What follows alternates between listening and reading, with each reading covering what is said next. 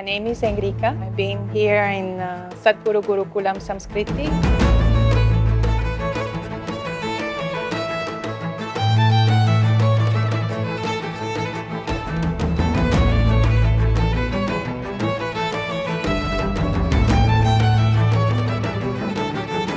So what happens is that I was coming from an experience of development projects in rural areas in Latin America, specifically Peru.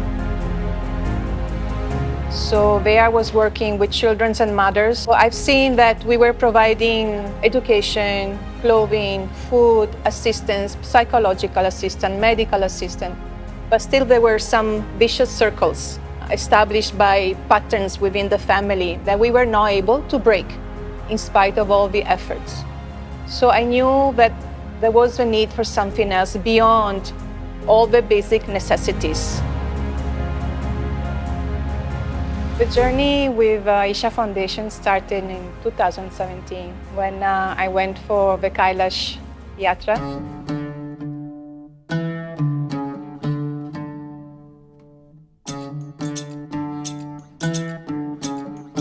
So we had a smaller group. We were like 4 or 5 girls only. And we were going up trekking, and all of a sudden, who's coming down? Sadhguru. At a certain point, Sadhguru was very funny and just posing, taking photos. And at a certain point, he just turned around me. He didn't utter one single word, but he simply bowed down in namaskar.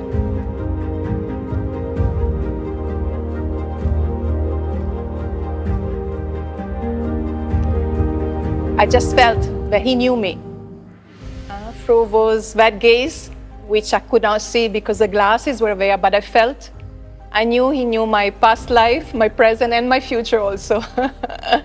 So when you meet somebody like this, you cannot do anything but trust and just jump off.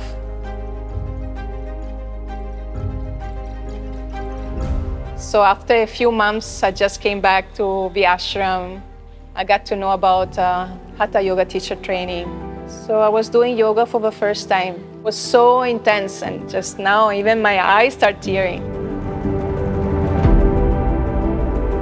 You have to peel everything out so that the core of who you are stays there. And then you become something, a container that could actually receive whatever is being transmitted, so that you can really become a medium, an instrument to become really a teacher. After meeting Sadhguru in Kailash and coming here, finally I got the answer what yoga really means, what it is.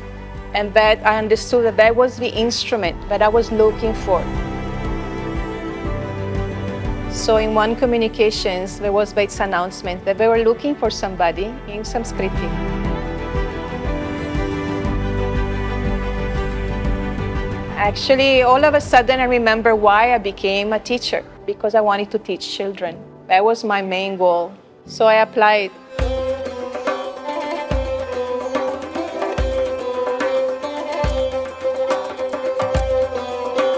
So when I came in Sanskriti, becoming a teacher so that I can give tools to these children to be themselves as much as possible, be what they were meant to be. So you're not only a yoga teacher, but you become a mother, a father, an uncle, a friend, a doctor, everything.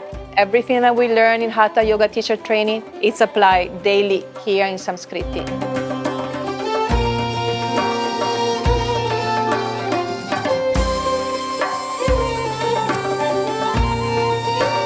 So giving that physical strength, emotional stability, and energy support to be able to face anything that they need to face in their life. So the little ones, the Kanishta ones, for example, we started with simple practices like Upa Yoga and Om chanting, Nadi Shuddhi. Then the Kanishta 2s, we started with Surya Shakti, Kanishta 3, Surya Shakti, but also Shakti Charana Kriya for children.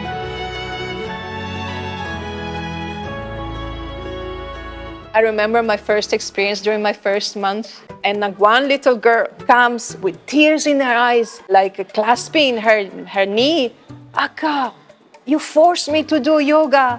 Now my pain in the knee is so bad. So worried. Oh my goodness, what did I do? Maybe I damaged the knee because I forced her to do yoga. So, okay, I said, please take a rest, be careful. And just out of safety, from my own tranquility in my heart, I just follow her with the eyes, So I saw her going outside, limping.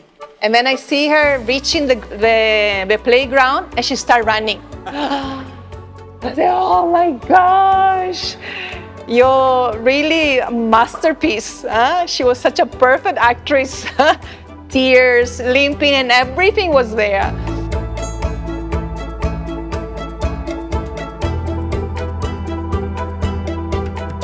Because also, for adults, doing the same thing over and over again becomes boring. For children, even more. So we try to introduce different aspects so that challenge is there. And Sanskriti is not about you teaching, actually. 95% is how much you're learning from them, from the children. See, adults can tell you stories, and you can tell stories back. With children, it doesn't work that way. Only the truth works. Sadhguru sometimes says, you need to love them first for them to love you back. And this is what is working here. Like, there is magic in the class. There is a certain magic that I didn't want to be left out of. The way she approaches it makes me not want to break her trust. Even if I did not do yoga for any reason, I would do it because she trusts me to do it, and that is a big thing.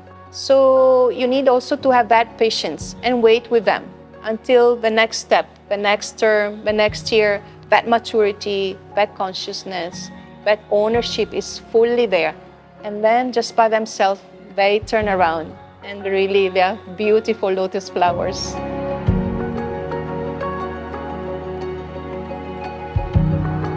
It would not have been possible to transform yoga in Sanskriti without the support, unconditional support from Hatha Yoga School. So without their support, we will not be able to build whatever we have been and we are building here in Sanskriti.